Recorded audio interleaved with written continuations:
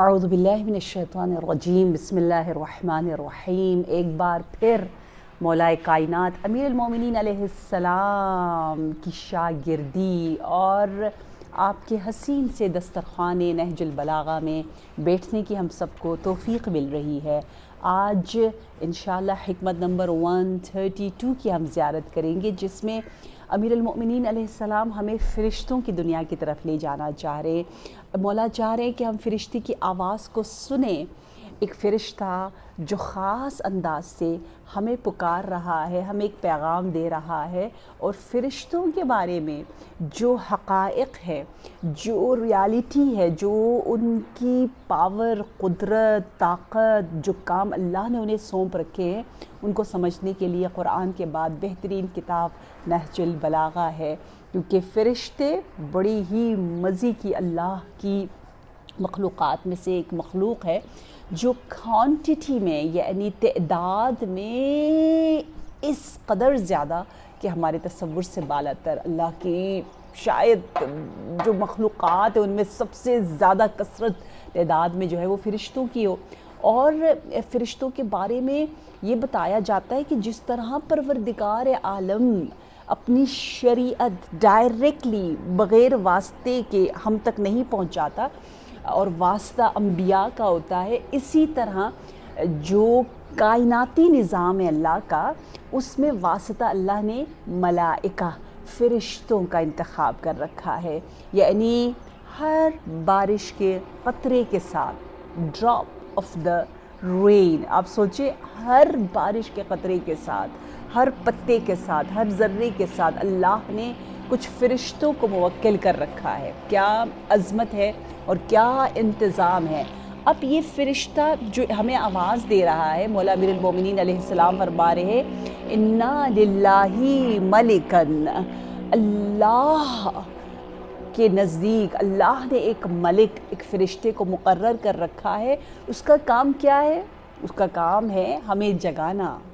اللہ کرے ہم یہ آواز سن سکے، ینادی فی کل یوم، ہر روز ہمیں جگا رہا ہوتا ہے اور یہ ندا دے رہا ہوتا ہے۔ کیا؟ 3 آوازیں دیتا ہے، لدو للموت، واجمعوا للفناء، وابنوا للخراب۔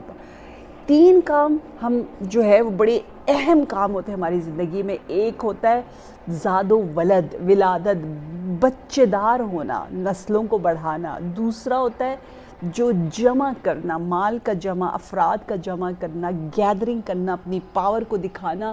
اور نمبر 3 جیسے آج کل فالوورز کو جمع کیا جاتا ہے، فینز کو جمع کیا جاتا ہے۔ اور نمبر 3 جو ہے وہ بلڈنگ، کنسٹرکشن، آپ اپنی چیزوں کے ذریعے جو آپ نے کلیکشن آپ کا ہے اور آپ اس کو بلڈ کرتے ہو اور دکھاتے ہو۔ تو وہ فرشتہ کہہ رہا ہے کہ اے انسانوں، کیا کہہ رہا ہے؟ کہہ رہا ہے کہ لدو للموت، تم پیدا تو کر رہے ہو لیکن اس نے مر جانا ہے، بچے نے مر جانا ہے۔ جو بھی پیدا کرنا ہے کر لو، جتنا جمع کرنا ہے جمع کر لو، وہ فانی ہو جائے گا۔ جتنا بنانا ہے بنا لو، اس کو خراب ہونا ہے۔ بنا یعنی کنسٹرکشن خرابی کے لیے ہے، اور اسی طرح اولاد جو ہے وہ موت کے لیے ہے، اور جو جمع کرنا ہے وہ فانی ہو جائے گا۔ ٹھیک ہے؟ اب یہ فرشتے کی جو آواز ہے، یہ فرشتوں سے جو ملاقات ہے، اس کا شرف بہت سے لوگوں کو حاصل ہو سکتا ہے۔ کب ہو سکتا ہے؟ جب آپ کا درجہ فرشتے سے اعمال میں، کردار میں آپ کا لیول ہائی ہو، یعنی آپ کچھ ایسا کریں کہ فرشتے جو ہے وہ آپ اس کو دیکھ سکیں۔ جیسے ایک واقعہ ملتا ہے کہ نبی صلی اللہ علیہ وآلہ وسلم سے ایک شخص نے آ کر کہا کہ یا رسول اللہ، بڑے ہی خوبصورت اور خوب لباس اور خوب عطر جوان میرے ارد گرد آتے تھے اور مجھ پر سلام کرتے تھے اور مجھ سے ملتے تھے، انہوں نے آنا شروع کر دیا۔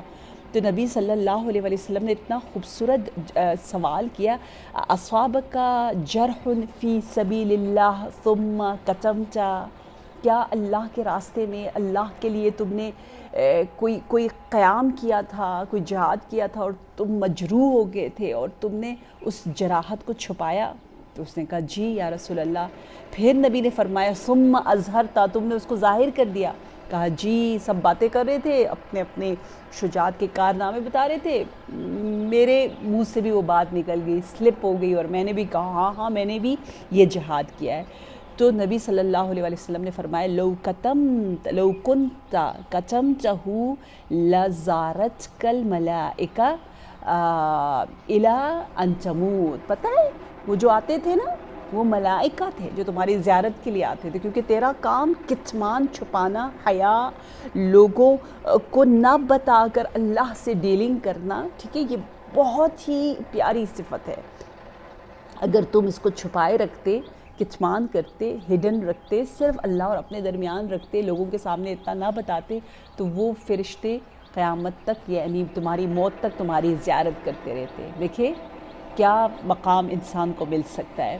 اور پھر اسی لیے حدیث میں ہے کہ جو شخص جتنا باحیا ہوتا ہے نا، ہم کہتے ہیں عفیف ہوتا ہے، حیا کرتا ہے، شرم کرتا ہے، حضور الہی کو درک کرتا ہے، وہ فرشتوں کی طرح یا فرشتوں سے بالا تر ہوتا چلا جاتا ہے، اور پھر وہ فرشتوں کے وجود کو احساس کرتا ہے۔ تو یہاں ہمارے لیے سب سے اب شاید آپ کے ذہن میں سوال آئے کہ اچھا ٹھیک ہے وہ فرشتہ کہہ رہا ہے بناؤ خراب کرنے کے لیے، جمع کرو فنا کے لیے، اولاد پیدا کرو، وہ تو انہوں نے تو مر جانا ہے، تو پھر ہم کیا کریں؟ تو ہمیں پتہ ہے یہ فرشتہ میں یہ پیغام دینا چاہ رہا ہے کہ اپنے آپ کو تھوڑی دیر برزخ میں رکھ کے سوچو کہ کیسی اولاد چاہیے۔ کہتے ہیں مقیم الصلاۃ، وہ اولاد جو کہ نماز کو قائم کرے، عدالت کو قائم کرے، جو اچھائیاں کرے۔ بچے اس لیے نہیں ہے کہ بس ہم کہتے ہیں نا بچے دو ہی اچھے، ایک لڑکا اور ایک لڑکی ہو، بس زندگی کمپلیٹ ہوگی۔ ہم صرف دنیاوی پوائنٹ آف ویو سے نہیں دیکھ رہے ہوتے، ہم اس کو انویسٹ کر رہے ہیں آخرت کے لیے۔ اچھا مال و دولت کبھی ہم اتنی محنت سے کمائیں، صحیح ہے، گھر بنائیں، آباد کریں، اور کل ہم مر جائیں تو پیچھے کیا ہوگا؟ کوئی اچھی سی، پتہ ہے جن کی یہ عادت ہے کہ وہ اپنے گھروں میں کوئی دسترخوان بچھاتے ہیں، کھلاتے ہیں، پلاتے ہیں، مجلسیں رکھتے ہیں، قرآن کی کلاسز رکھتے ہیں، مجلس سے زیادہ مجلس ماشاءاللہ اسٹیبلش ہو گئی ہے، اور وہ اس کا اپنا ہے، وہ بھی ضرور رکھیں، لیکن قرآن جس کی خاطر امام حسین علیہ السلام نے قربانی دی اس کی کلاسز رکھنا، یا کچھ بھی اہل بیت اور اللہ کی محبت میں کرنا جو ہے، اس گھر کو استعمال کرنا بیسٹ، ٹھیک ہے۔ تو مجھے تو حضرت ام البتول یاد آتی ہے، حضرت خدیجہ الکبریٰ، جنہیں اللہ نے مال دیا، انہوں نے جمع کس اچھی نیت سے کیا کہ ام البتول ام الاسلام بن گئی۔ ہم سب پر قیامت تک کا احسان ہے خدیجہ الکبریٰ سلام اللہ علیہا کا۔ تو اس طرح کا مال تو ہونا چاہیے۔ دیکھیں امام علی علیہ السلام سے منسوب ہے یہ شعر کہ آپ نے فرمایا قد طیب اللہ خیمہا، کہتے ہیں جب اللہ چاہتا ہے کوئی اچھا کام کرے تو اچھے افراد کو ڈھونڈ رہا ہوتا ہے، پاک مال، پاک دل، پاک اولاد ڈھونڈ رہا ہوتا ہے، پاک بلڈنگ ڈھونڈ رہا ہوتا ہے۔ بلڈنگ بھی حضرت خدیجہ الکبریٰ سلام اللہ علیہا کا گھر انشاءاللہ بہت جلد جو ہے وہ امام عصر تشریف لانے والے ہیں، اور اس سے پہلے بھی جب راہ ہموار ہوگا تو دوبارہ سے بیت خدیجہ الکبریٰ میں جو ہے وہ بہترین دنیا دیکھے گی انشاءاللہ، وہاں کار خیر اور برکتیں ہوں گی۔ ابھی اس کو چھپا دیا گیا ہے یا مس یوز کیا جا رہا ہے، لیکن انشاءاللہ بہت جلد تو ان کا گھر، کہتے ہیں نا جب اللہ دیکھتا ہے کہ اس کی نیت بہت اچھی ہے تو اس کے گھر کو اچھے کاموں کے لیے استعمال کرتا ہے، اس کی اولاد کو اچھے کاموں کے لیے استعمال کرتا ہے، اس کے مال کو اچھے کاموں کے لیے استعمال کرتا ہے۔ اور یہ ساری مثال جناب خدیجہ الکبریٰ میں ملتی ہے، کیونکہ کوثر اصلی کوثر کون ہے؟ کوثر کون ہے؟ جناب خدیجہ الکبریٰ۔ کوثر کن کی دامن سے نکلا؟ جناب خدیجہ الکبریٰ سلام اللہ علیہا کی۔ تو اولاد ہو تو ایسی اللہ کرے جو کوثر کی خدمت کے لیے وقف ہو، اور مال ہو تو ایسا جو کوثری یادوں کو تازہ رکھے، اور انشاءاللہ بلڈنگ ہو تو ایسی جس میں پھر کوثری ذکر ہو انشاءاللہ۔ تو کوئی نہ کوئی بلڈنگ ضرور وقف کرے راہ خدا میں، اس طرح انشاءاللہ ہم بہت سے کام کر سکتے ہیں اور اپنے لیے بہت کچھ آمادہ کر سکتے ہیں۔ سورہ نحل آیت نمبر 96 پر میں اینڈ کرنا چاہوں گی، جو اس فرشتے کو جواب دے رہا ہے کہ ما عندکم ینفد وما عند اللہ فان، جو تمہارے پاس ہے وہ تو جو دنیا کے لیے ہم کر رہے ہیں وہ فانی ہے، لیکن اے ملک تو ہمیں یہ پیغام دینا چاہ رہے ما عند اللہ باق، ہر چیز اگر قربتاً اللہ کی جائے تو وہ باقی رہے گی انشاءاللہ۔ پروردگار عالم ہماری اولاد کو باقیات الصالحات بنائے، ہمارے مال کو وارثین بہترین راہ میں خرچ کریں انشاءاللہ، اور ہم کچھ بلڈنگز جو اگر ہے ہمارے پاس اس کو ہم راہ خدا میں وقف کر سکیں۔ والسلام علیکم ورحمۃ اللہ وبرکاتہ۔